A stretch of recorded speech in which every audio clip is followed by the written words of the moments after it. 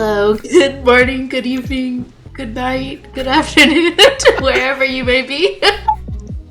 We are the Rainbow Pitch League. I am Elaine, and I am joined, as always, by Kiki. Hello. Hi, how are you doing today? And this is week 7 of the Swiss. This is our final round of Swiss. I can't believe that we have wrapped it up. We've made it this far. And of course, today the game we will be watching is a win and in for top 8. So both of these players have had a very strong run, and we have Tilly on Prism versus Alex on Gravy. Do you have any thoughts about this matchup as a Prism player yourself? I want the Prism to win. No. Okay. This matchup is difficult. It's a very skill-intensive matchup. I think it's slightly gravy-favored. I was going to say gravy-flavored. That's not what it is. I think it is gravy-favored, though. Slightly. However, not to say the Prism doesn't have play into it. The allies that Gravy presents do present a real target for Prism's Heralds. That will force cards to go into Soul, so the Prism player can really just have their way with resources, start building up, and you still have these auras for the Gravy player to deal with as a way to kind of buy life. And if they don't deal with them, then you get a little bit of extra value each turn, and that kind of snowballs up. Now, conversely, Gravy does have access to a lot of poppers with Command and Conquers, with Swiftwater Sloops if they're playing that, with the Big Boat, which they're almost definitely playing. And there's so many ways to actually pop the Heralds should they be attacking. So, as the Prism player, you have to be careful about when you're sending attacks at the player before you're attacking the allies, or vice versa. And then the equipment's going to be important as well, whether you have Vestige of Soul or the Rapture, Empyrean Rapture, and how you play with those sort of resources. So I'm excited to see how this goes, kind of see what route they take, how they play around the board state, and of course Gravy's going to be super powerful, so, and it's always pretty fun to watch, does some ridiculous stuff, so I'm very excited to see this game. Yeah, I think both of these heroes are really fun to watch and do some kind of ridiculous things. I played this matchup one time in Singapore, and I feel like after the game, the Prism player and myself, I was on Gravy, we both felt like we had learned like a ton. It was a really interesting matchup and a really like kind of grimy game, and at points it felt like they were running away with it or I was running away with it, but it ended up being really close. So I'm curious to see how this goes, and I'm excited to watch, and we'll have a quick word from our sponsors and then be right back to bring you all the action.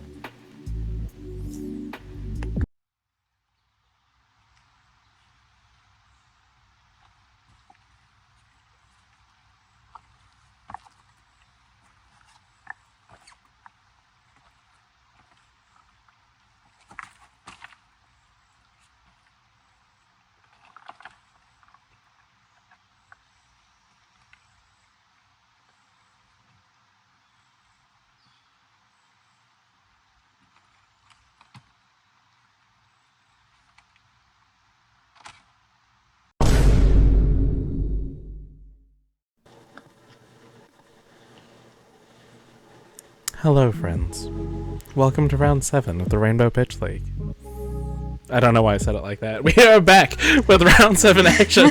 We have Tilly on the left playing Prism, and on the right we have Alex playing Gravy Bones. This is a battle of yellow pitch ally heroes for all of the marbles, and by all the marbles I mean entry into the top 8. That was so much energy. It was like it started very not so much energy, and then it got so much energy. I loved it. But yeah, we oh, it looks like Tilly is going to go ahead and get us started. Kiki, I am relying on you for these Prism cards. We have a Herald of Triumph coming in. It looks like it is a red pitch. Yep, that's 7 damage. It's mirrored. But 7 damage on hit. This has -1 as its ability to the power of defending cards. So this is a really good way to stop the Phantasm, obviously.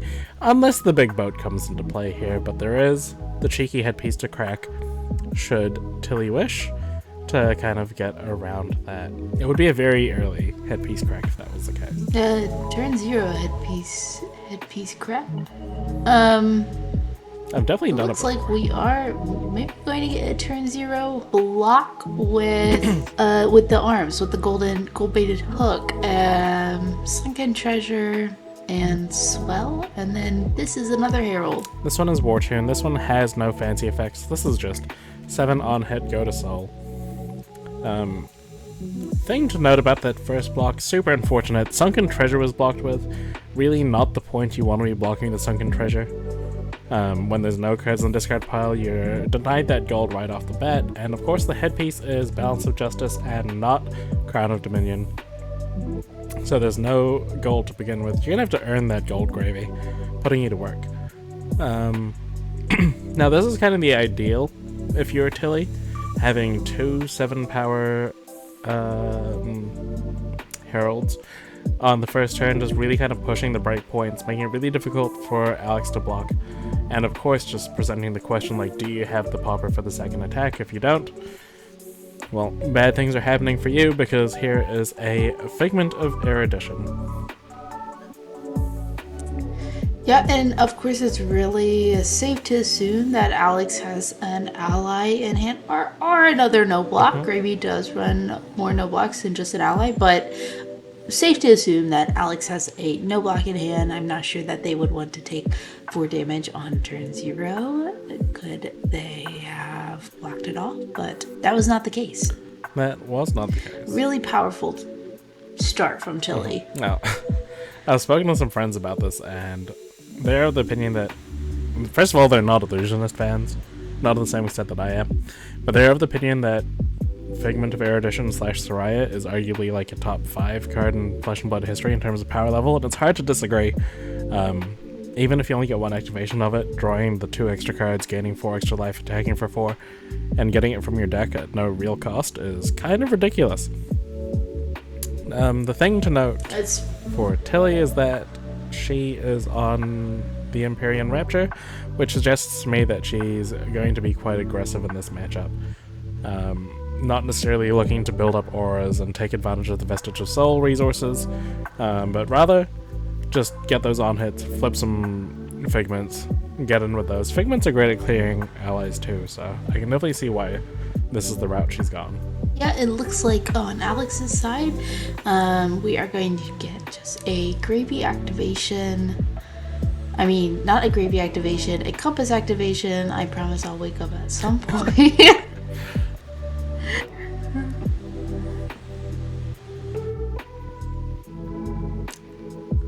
So we got the golden tipple And a already. hook, so this is a Not golden tipple, gold hook. gold baited hook activation on this murderous rabble coming in for 2. Because I saw bones was revealed on the top of the deck.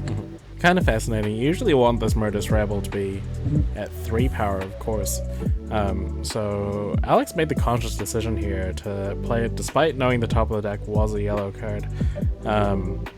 And a really bold play to kind of put the gold baited hook on this murderous rabble if we don't see a golden tipple this turn.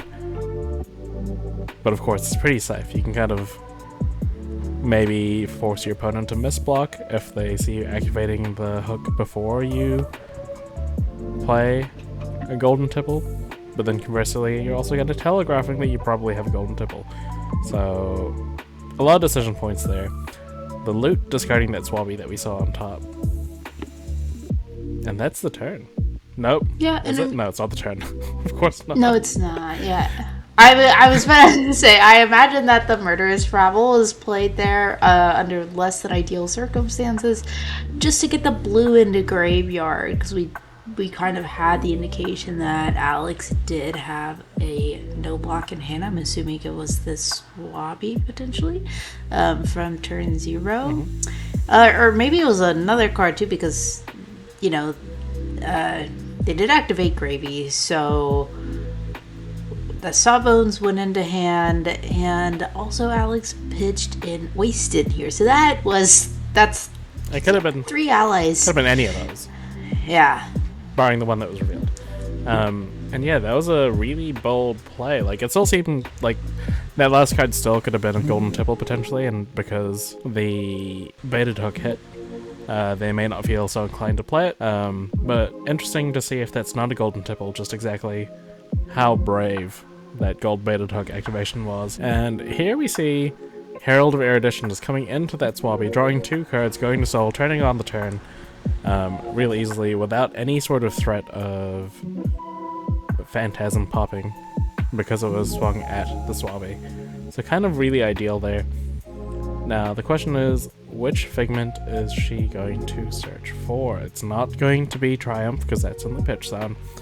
I have to imagine it's probably either like Figment of War to give a +1 to the next Herald, or Protection to give Spectral Shields. Just kind of buffer that life total from the start. Tilly already in 23 after taking 9 damage on the last turn, so I can see why she wants to defend her life total here. Probably the better one to go for anyway. Like, you don't really want to use the courage token on this next Herald. Everything is so pretty. It's all cold foil and foil. I was literally just thinking that. This is such a nice, shiny, pretty board. I've decided I'm going to start doing this to my decks. You need to marvel your gravy deck out. Yeah, right. Kasai deck. I'm going to max rarity it all out. Get everything signed. Anyway, there are more important things happening though than me upgrading my deck. Like perhaps attacking as for the 4. Soraya comes in. Yeah. We do see the banish as well, so we're getting extra cards here. I think this leaves Tilly with a lot of cards in hand? Yeah, give or take. Somewhere between plenty and heaps.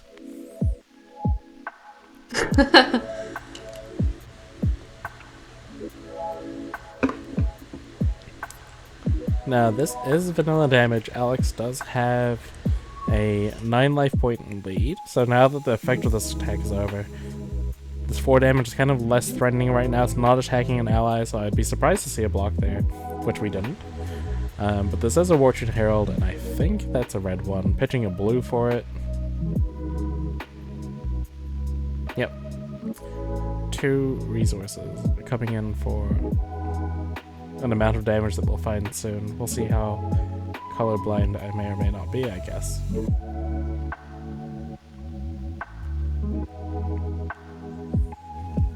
Well, this is a little scary. To add a little bonus to the scary, because this is like potentially the first time that you can pop an angel this turn because the Erudition went into an ally. If you pop this, the Footsteps is still alive, which means with those 2 cards in hand, there could be another Herald coming after this, even if you do pop this attack. So, a tough position to be in if you're Alex.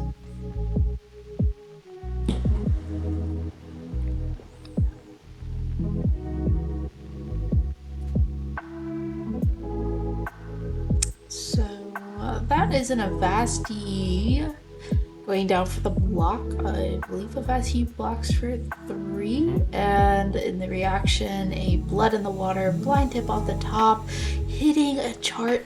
This is not what you want to see. I think that, activating the blind flip is really common for gravy players and the correct move, but we did. Oh my goodness. Oh god. So, Ooh. I was gonna say it's bold to activate Soraya when you already have a bunch of cards in hand, because you're not going to be able to play out all of them, always. The exception to this rule was Arclight Sentinel, which is probably the most rude thing you can do in this scenario, because that means that Soraya is living for another turn cycle. Now granted, there's no soul currently. This Command & Conquer is going into this, but you do still have access to the Halo, you have access to your Footsteps, like, there's a multitude of ways you can force soul here if you're a Tilly on this next turn, and Alex not having any allies there to play, not having a blue to get into the discard pile because it was defended with, that Avast-Yi was defended with, means that you're losing a pretty prime card into Prism to attack an aura that does nothing. I don't know why you'd attack it. Like, you'd have to be forced to attack it or something. Yeah. Yeah, it is unfortunate too that, Gravy doesn't run doesn't have access to a weapon that traditionally ALS comes from, you just swing something that means nothing to clear it and keep moving. But having to throw a Command and Conquer into Arclight Sentinel, this just does not feel great, and I think this is a Herald of Protection. It's Red Herald of Protection here, coming in for 7. We are getting the Balanced Justice block. I imagine we'll see 2 other cards to prevent the soul from going, this card going to soul, or this, and hoping it's good, which it is. There we go, that's 8 on 7 there. Defending this out fully, which will prevent soul from going to Prism's soul. And therefore the Soraya will not draw cards, unless we have some Angelic Wrath shenanigans. Nope. We're just attacking for 4. Yeah, it's okay too. Really trying to bring these life totals back together. And I suspect we'll see, like, another Angel after this. Another Herald, rather. There's a card in hand and a card in Arsenal. But really showing the power of Soraya. Like, that last turn was able to play an Arclight Sentinel through everything and still be able to Arsenal a card. Kind of unfair, if you ask me. Yeah, I would say, oh gosh, another Herald of War Tune. Another War Tune Herald. This is a lot. This is a lot. Yeah, this is a lot. Tilly's really showing the audience and Alex, of course, what Prism is made of. Really showing the audience why my teammates cuts me out in the group chat. Because I defend board states like this as being totally fair. It's not. This is not fair. It's not. And this is not fair. If I'm not mistaken, I think that was an erudition that was pitched as well. Just keeping it in the deck, not wanting to play it here, losing it to a popper potentially. Or I could be wrong entirely. But I think that's an erudition in the pitch sound. This one does hit. There's no on hit other than going to soul, but of course the soul turns on the deck. So. And of course you also get a figment. This one is Ravages? Maybe? Ravages and War is the only 2 I get confused all the time. We'll see what happens. Okay, this is War. Sorry, my bad. Yeah.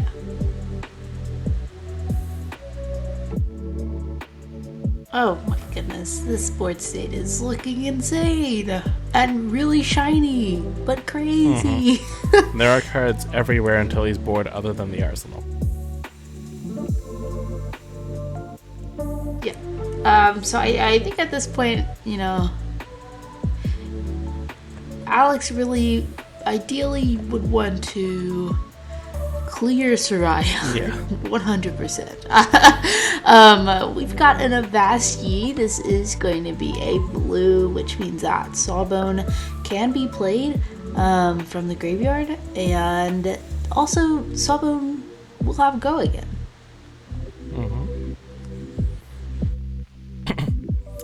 Now, interesting here, if you attack the Soraya, you risk your turn ending, which sounds kind of ridiculous. But for those who aren't aware, you can crack the Halo, put a Herald into your soul, search for a figment of Ravages, the one which wasn't searched for last turn, to deal 1 arcane damage to yourself, and then use your Angel to prevent that damage, and then you won't hit the go again on the attack. So Alex did the right thing there by just pressuring Tilly's life total instead, forcing both the Soraya and the shield to disappear, at the risk of your opponent blocking 2 cards. So a little bit of a gamble, but I think that's the correct play, and we are getting a Gravy activation with the gold that was created. That's a limpet. Another powerful card in this matchup. It can be, but it looks like we're probably going to save that for another turn as we have the diamond amulet.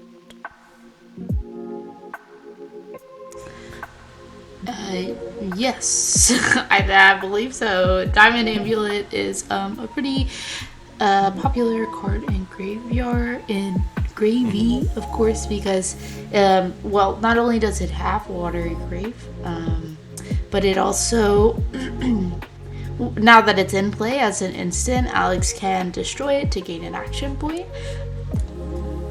I was gonna say, it probably is a popular card in the graveyard, you know. With the watery grave, you don't mind playing that. And of course, when it touches the graveyard as well, it turns on Gravy's ability to play allies. It also significantly, I'll say, is a blue that can be destroyed and put in the graveyard at any point if needed. But on Tilly's side, we have another Herald of Protection coming in for 7 with Go Again. I'm not sure that we've seen Alex have the ability to pop a single Herald this game. Although we know that Gravy does often run poppers. I'd expect a bare minimum 6 with 3 Command and Conquers and 3 Conquers with High Seas. But no, you're right, we haven't seen a popper so far. There hasn't been too many opportune times for it to happen, and of course we also saw the Command and Conquer going into the Arclight Sentinel. Yep. Just showing how fair Prism can be. Getting a cheeky compass there. Maybe we're seeing if there's a popper on top. A little bit of hope. Instead, how about 3 cards? Yeah. A big block, so that looks like a Call to the Grave, a Gift No Quarter, and the Sunken Treasure, this is a much more opportune Sunken Treasure block, of course, because Alex will have the ability now to turn over a yellow card. Do you think there's a yellow in the discard pile? Gold. Yeah. The card we saw flipped over was Figment of Erudition. Like I said, arguably the most powerful card in the deck. Oh, this is rude. This is so rude. This Herald of Protection is getting +3, going from 7 to 10, after Alex gave up 3 cards to defend for, I think, 9. Oh, 8. I think that's a Call to the Grave. It is a Call to the Grave. So defending for 8 on 7 usually would be enough, but not when there's a damage bonus going on top. We have a Gravy activation. Oh, that's neat. Got the Gravy activation to put an ally into the discard pile for a future turn, but also giving a resource thanks to Dread Threads now being live. And now we get the defense reaction, buffing this up to 10, making sure this Herald of Protection doesn't hit, denying the soul most crucially. And still having a card in hand to pitch as a resource to attack with his Sawbones.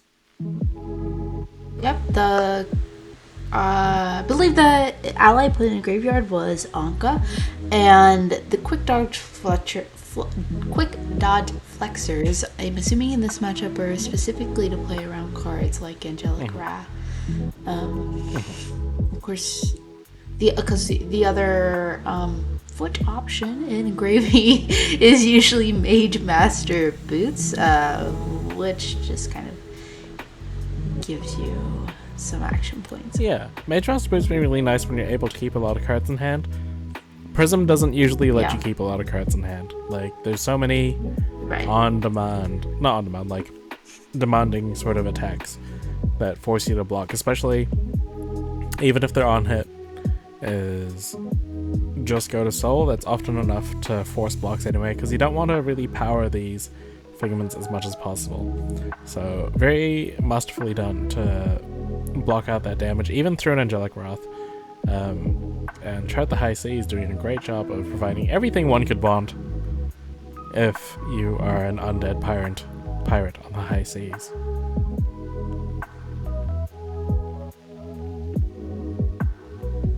Is it limpet time?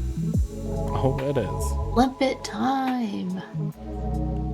Yep, so Limpet, of course, is an ally that naturally has Go Again. It's just cost 1 resource to swing for 2. Go Again. It's pretty good. and then swap, followed by Sawbones into 6. And Tilly's just going to take the damage. Yeah. The combination of Limpet and Sawbones is actually very powerful. Usually Limpet's not too good into Prism, which sounds absurd for 2 extra damage on demand with Go Again. You know, as a Prism player, I should be a bigger fan of it. But, sorry, as a former Dash player is what I meant to say. But specifically Sawbones and Limpet, or any... Yeah, and Limpet is super powerful because what you can do again is crack the Halo to get Figment of Ravages, to deal 1 damage to the Limpet before it gets to the point where it gains Go Again and stop that turn, but Sawbones, being damage prevention, does a really good job of just deterring that altogether. So Tilly was forced to take it, but is sending back, I think, 6 damage with 1 Arcane. It's definitely a Herald of Ravages. I just can't tell what color it is, because the light of Solana is shining on her board aggressively. Yep. One thing that I wanted to point out is looking at the life totals here. Of course, throughout the game, we've been saying that Tilly has managed to do a lot of unfair things as Prism and build a crazy board state, the ALS turn and everything. But Alex has done a really good job of kind of like managing these life totals and keeping this a tight game. So the Figment of Ravages going into the Sawbones there, and going to Soul, and I think sending the Arcane at Limpet, I believe. Yeah. What happened? I will quickly note that's not a legal line, but anyway. Oh. I'm pretty sure it's not anyway. I think that only can go towards heroes.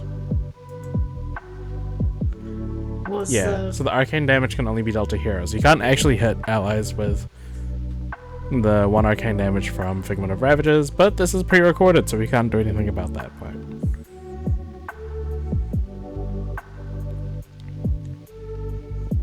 We are able... It says...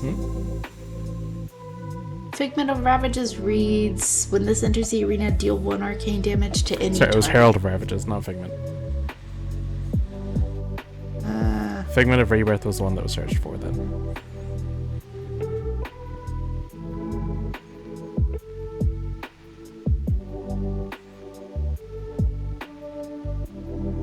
Yep, Herald does read hero. Well, don't worry, I've definitely done that before and accidentally made that mistake, which is why I'm now aware that it doesn't work the way I want it to.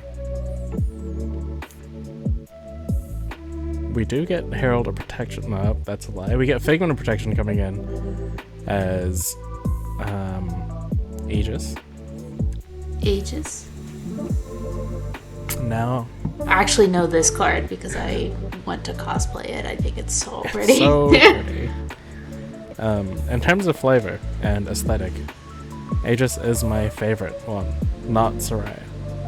In terms of being a broken card, it's Soraya, like not close, but in terms of everything else about the cards, I love Aegis so much, and Herald of Protection as well. We have a Compass activation on Alex's side, taking the top card of the deck, of course.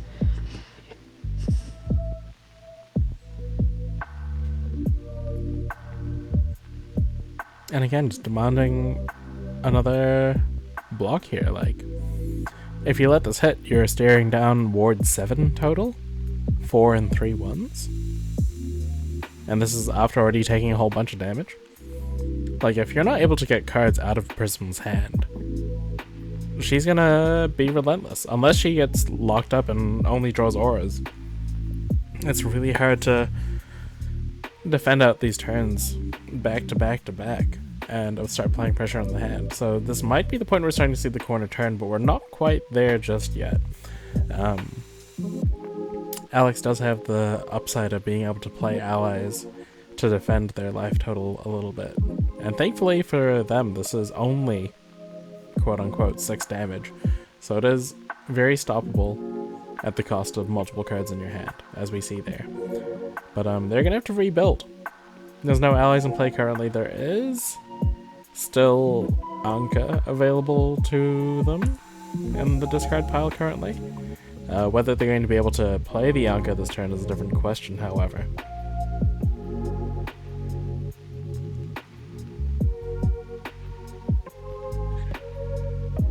Yeah, I think it's just going to depend what is in Arsenal and what's in Alex's hand.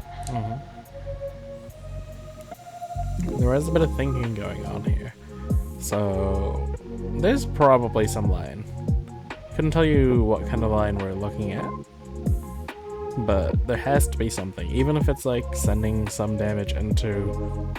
This is the kind of turn where maybe you're going to attack the angel directly if you can kill it, rather than the life total, because those spectral shields are going to make it difficult to actually clear the Aegis if you attack life. Of course, this is probably the best reason why there's a lot of decision points. Call to the Grave, searching for any card in your deck, and putting it directly into your discard pile.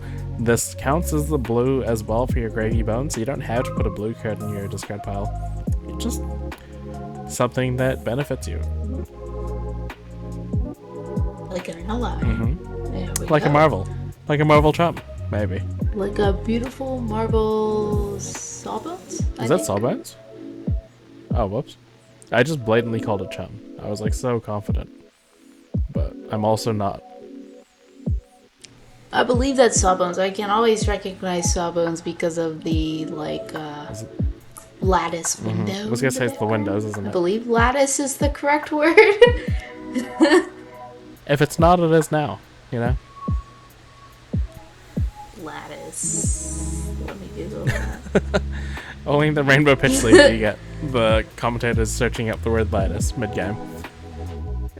Yeah, that is correct. Lattice can refer to a framework of cross stripes, a rectangular arrangement of points in space. That is all of those There we things, I think. That is all those things. So, And in case I wasn't wrong enough, it's attacking for 6, which means it's definitely not chum. Now, 6 is good, but there are 3 spectral shields there. So we could see something as simple as a 1-card block here. Nope. oh, Never mind. We're not seeing that. 6 6 is good enough. was great. Actually, why did we lose all of the 6 spectral was- shields there? It was fantastic, actually. Yeah. That 6 cosplaying is 7 there, getting rid of all the spectral shields. Going back to Tilly's turn, you know, you lose a little bit of your board state, but you do get to keep 4 cards in hand. Sawbone's a little bit annoying there, but totally okay to exist when the Herald coming in is Erudition, drawing 2 cards once again. Not messing about, not trying to attack Alex here. Just making sure we're drawing these cards and clearing that ally first and foremost, and then we'll figure out the rest.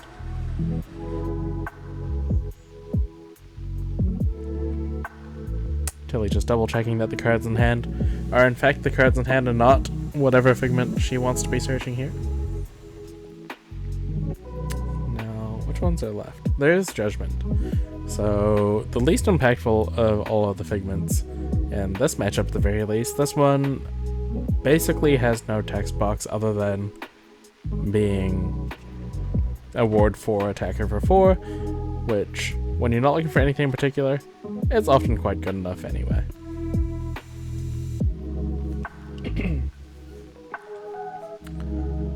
And of course the Rapture is also alive as well, so we could see something like immediately flipping the Judgment, assuming we don't want any sort of effects. There we go. And we're just going for raw damage here. Coming in for 4, assuming this is probably not going to get blocked, and then attacking once more after this with another Herald. Maybe something like a Triumph will follow this up. Because The Balance of Justice I missed that entirely. was just popped, so Alex drew a card, which I think was a great play to. Yeah. Yeah, you gotta take it. Really good job.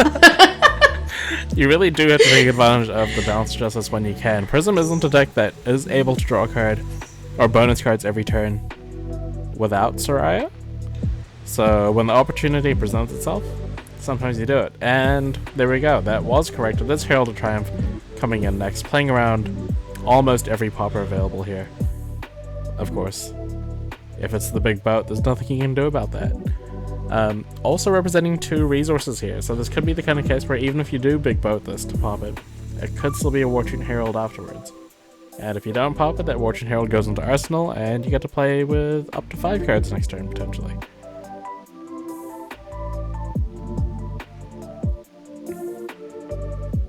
There's the big boat. First pop we've seen. Now, Tilly hasn't resigned to defeat. Is that an expression? I don't know. Right now. This could be a Halo as well. To take the big boat down to being a medium-sized boat. Not enough to pop this Triumphant Herald. Or we could see the Phantasmal Footsteps and another tag coming in. So, like, this could be a decision point where Tilly's deciding whether she wants the Guaranteed Soul, or if she wants to pressure the life total with another attack after this. We'll just have to wait and see, I guess. Now, if you're Alex, you have 4 cards in hand still. So, even if this doesn't go your kind of way, then... There we go. Okay. So, it wasn't really a choice. There wasn't going to be a follow-up Herald after this. So instead, we are going with the Halo of Illumination, putting another Triumph into the Soul, getting the Figment of Triumph here, bringing Conqueror the High Seas to 5. No longer triggering Phantasm. That's so disappointing. As we pointed out, though, it's the very first pop we've seen, and it's no longer. It's now like the Conqueror of like a lake, no longer the High Seas. Conqueror, not quite a pond. Of a Conqueror of a medium-sized body of water. Like, Now, yeah, there's Figment of Ravages here. This is Figment of Ravages now. Now that we've cracked the Halo, the Ravages does have a little bit less surprise value, so you might as well just get them to play and start, threatening the life total down to 9. There's no Arcane Barrier on Gravy's side. So if you get the opportune time to flip Ravages, then it's pretty good for you. Tilly didn't arsenal a card, which suggests that maybe it's Light of Soul. Just happy to keep Light of Soul in hand. There's another line Alex could have done in the previous turn against that Herald of Triumph, where you play a Pauper and another card to defend with, or just 2 cards to defend. Like, you can maybe defend that for 6, especially because you drew an extra card, just to make sure that, like, if you play a Pauper and another card that defends for 3, you play around Angelic Wrath and you play around the Halo. But of course, kind of just willing to risk it and see what happens. And we have Command. No, we don't. We have Conqueror of the High Seas coming in for 8 with Go Again. This is why we hadn't seen any pops until this game, because all the Conquerors were in the same hand, and there's still 2 resources floating, and blue hasn't gotten to the discard pile yet, but that still could happen, and followed up potentially with a... I can't remember what allies are in the discard pile at the moment. I think, I mean, we definitely can see that Anka is in the discard pile. I'm not sure if there's what's underneath Anka. And Tilly, they're just pitching a blue to flip another Figment, just to take 0 damage from this Conquer the High Seas. There is no arsenal here, but it is kind of like a 1-card 8, which is pretty good. And there's still a resource floating, so she still has access to using Footsteps if she likes. Yeah, a bunch of options still available to her. even though this Yeah. conquer wasn't threatening gold, it was threatening a lot of damage, and we just took none of it. Well, I think because of the gold-baited hooked Oh, activation, this conquer was threatening It gold. was, yeah, no, I missed that entirely. It's my bad. Oh my gosh, the Gold Kiss Rum, my lord. I have that same token. We're going to, of course, play the Tip the Barkeep, put the blue in the graveyard, and play Anka. And now we can see why Alex kind of took the risk on that previous block. Knowing that this turn is going to be a lot of damage and still threatening things. Life total's now even, Anka in play. Drawing cards going to be a bit difficult. And we do lose the gold baited hook because the gold was not made in that turn.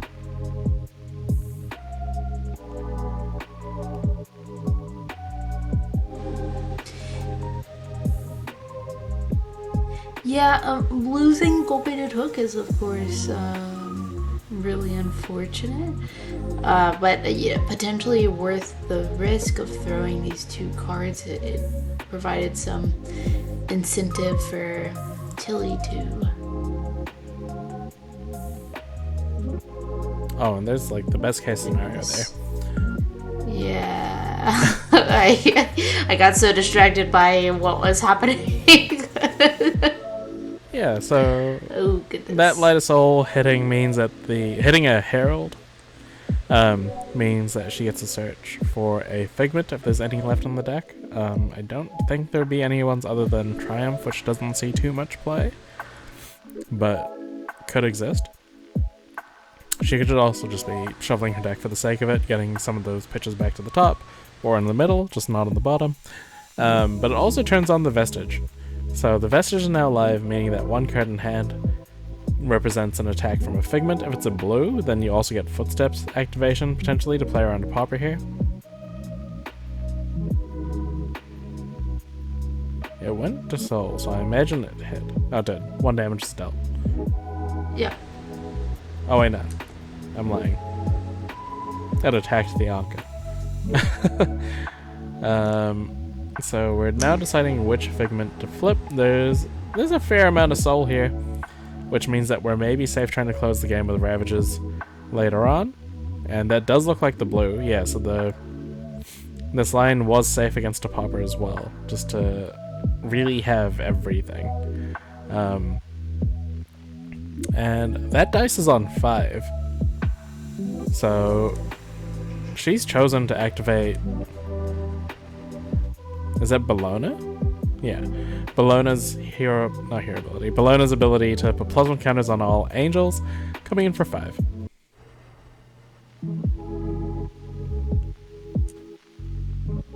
Oh goodness, this is this is really some Prism play that we have seen from Tilly. I mean, like totals are of course really close, but this is a scary board state. Yeah, and unfortunately for Alex, they did have the Pauper that turn, but no angels were sent that way. Instead, just Bellona coming in for 5.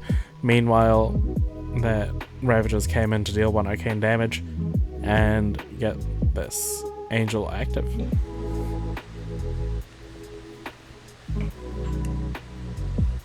Oh. Ooh. This is another Pauper that Alex had in hand, but this late in the game, this is a really good card against Prism, of course. If Blanche hits, yellow cards no longer exist. In fact, any color no longer exists in Tilly's deck, but I believe you will agree with me, yellow cards is irrelevant. Yeah, we Prism players play a lot of yellow cards for a reason, and Luminaris is that reason. As far as Alex and their play there, you don't normally want to play your Paupers, but if you're gonna play one, Blanche is the one you want to play. For this reason, like, it demanded the block, because you just can't play with it and while it's active, and it got rid of the Bellona that was starting to pose a threat. But we are getting the Dreamweaver's activation. This Herald of Judgment is not poppable. It is 2 damage for 6.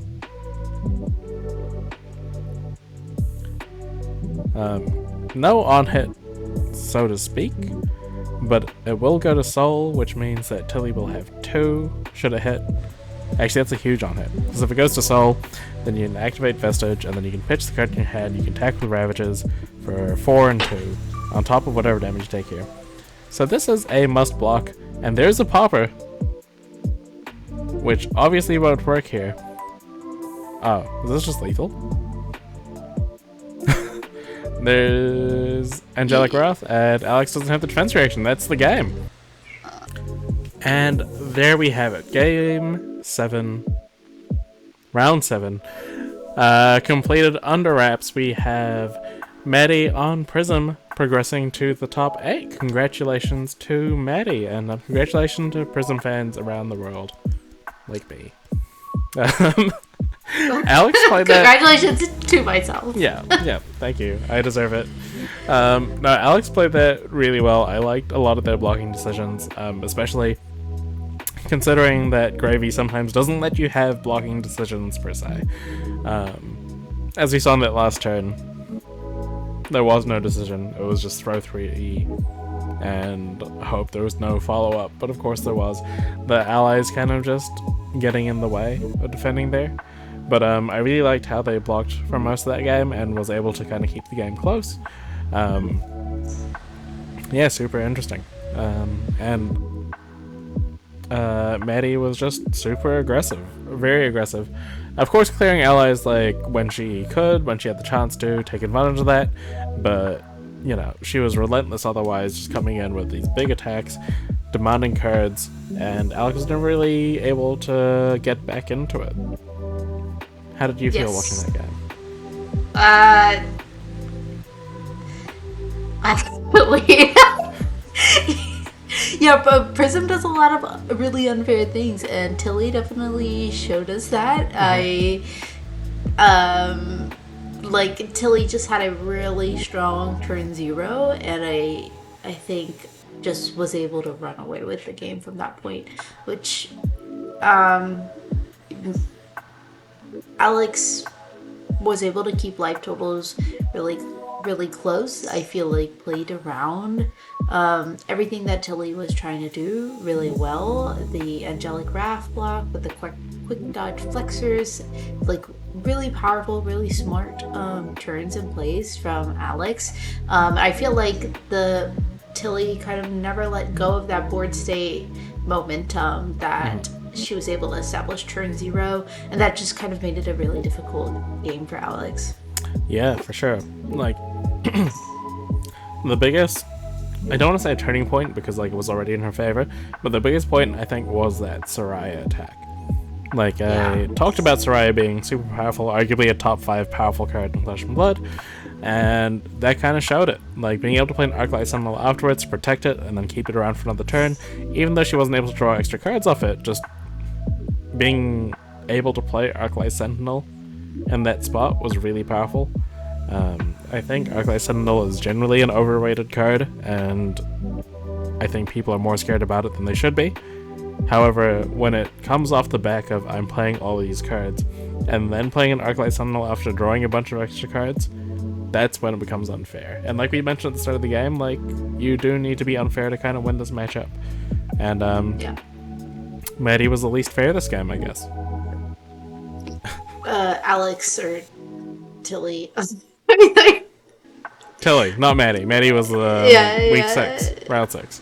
Yeah. We recorded these back to back. But yeah, and I think that also it's important to point out that Alex didn't start seeing poppers until late in the game when popping ability really didn't matter. But at the beginning of the game, there was a ton of really strong, powerful angels that were just like coming through one after the other when Alex did not have poppers in hand, and that, like, seeing those poppers earlier, I think could have been really beneficial. But yeah, really, I think well played from both players, of course, and yeah.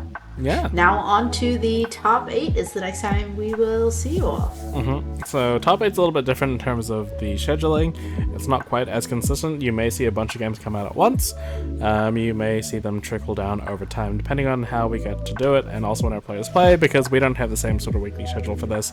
We want to make sure we get every game on it. So even though Swiss is finished and that was 7 rounds, and top 8 in theory is only a few weeks, we're actually at the halfway point now.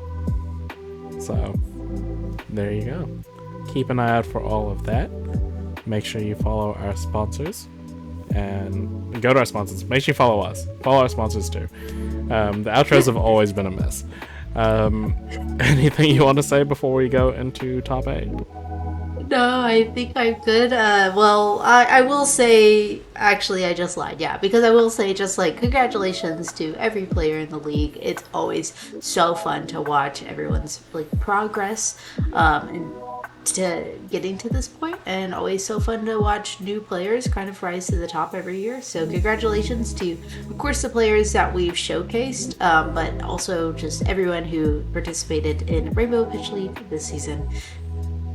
It's been a blast. It has been.